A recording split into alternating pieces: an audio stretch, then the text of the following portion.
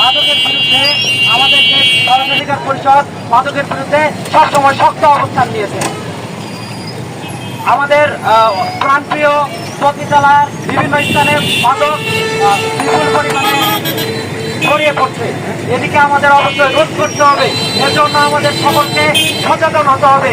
সচেতনতার পাশাপাশি আমি পুলিশ প্রশাসন এবং আইন শৃঙ্খলা বাহিনীকে অনুরোধ করব, আপনারা মাদকের বিরুদ্ধে শক্ত অ্যাকশনে যান। আপনারা মাদকের বিরুদ্ধে কখনোই নমনীয়তা প্রদর্শন করবেন না।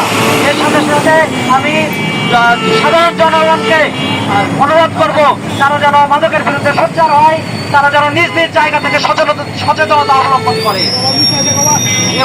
এ বলে আমি আবার বক্তব্য শেষ করছি। আসসালামু আলাইকুম।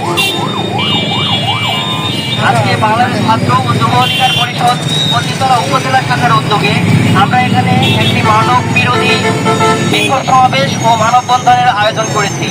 আমাদের আজকের এই আয়োজনে আমি আশা করব যে আপনারা সকলেই এই সম্পর্কিত বিষয়ে সচেতনতা এবং যাবতীয় পদক্ষেপ গ্রহণের জন্য উদ্যোগ গ্রহণ করবেন।